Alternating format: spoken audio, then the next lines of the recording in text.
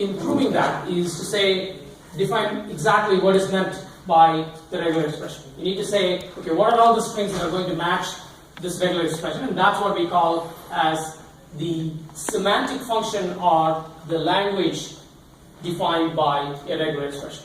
Okay? So we are going to, a language defined by regular expression is simply the set of all strings that match the regular expression. Okay? Keep in mind that a regular expression itself is not a string, right? A regular expression is a pattern, right? And a pattern is going to match a set of strings, right? So the language defined by the empty regular expression is the set of is the empty string itself. Okay, that is a string that has no character, no length. Okay, and the language for alpha, where alpha is just any one character from the alphabet, is again the single string alpha.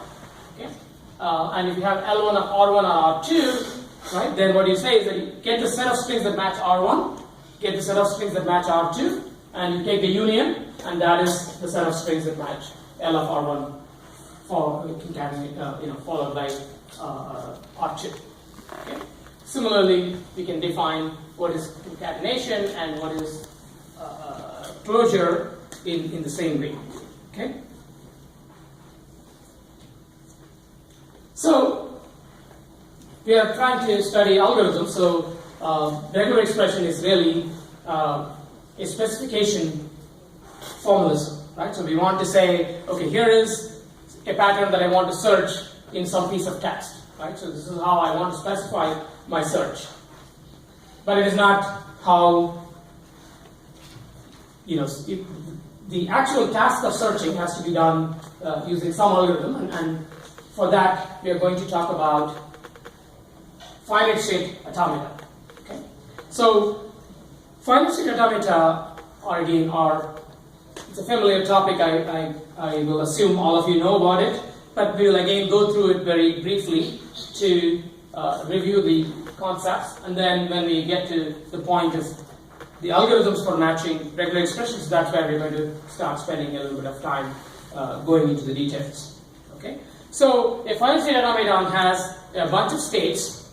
Okay, so if you think of it as a graph, well, you can think of it as a directed graph where there are vertices, and the vertices are called states. Okay, and the edges between the states are called transitions, and they are typically labeled with a character from the alphabet. Okay, so these labels are placed on the transitions. There is a distinguished state called the start state, and there is a distinguished state. There are one or more final states.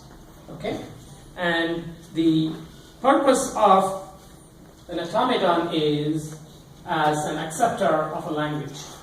Okay, so what is a language? Again, language is nothing but a set of strings. Okay, and we said if you talk about a regular expression, you can define the language generated by the regular expression, which is again the same thing, that is a set of strings. And we can understand an automaton also as accepting a set of strings, and we just say, if you want to say it in a different way, then we'll say it as accepting a language. Okay, so here is an example. So we have this regular expression ARB star followed by A followed by ARB. Okay, so what that means is you can repeat any combination of ARB, right? And then the only requirement in order to match the regular expression is that the last two characters are either AA or AB.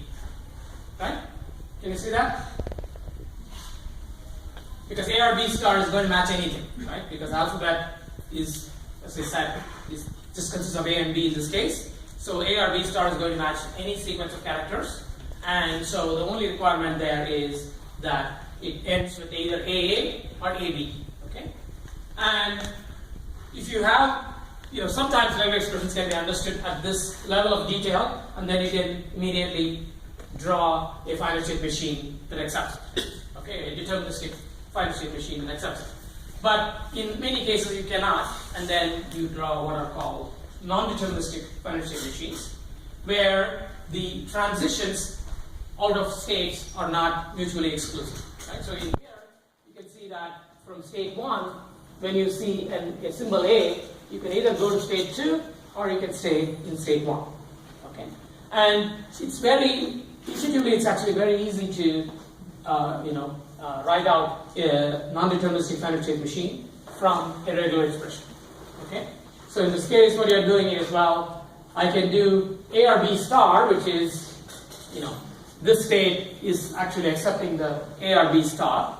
Okay? Or I might at some point decide, okay, I'm done with A or B star, and I'm going to match the last 2 characters.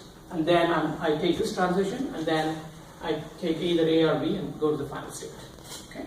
So we are going to use the start state is identified by some kind of an arrow, and an end state is usually identified with a double circle.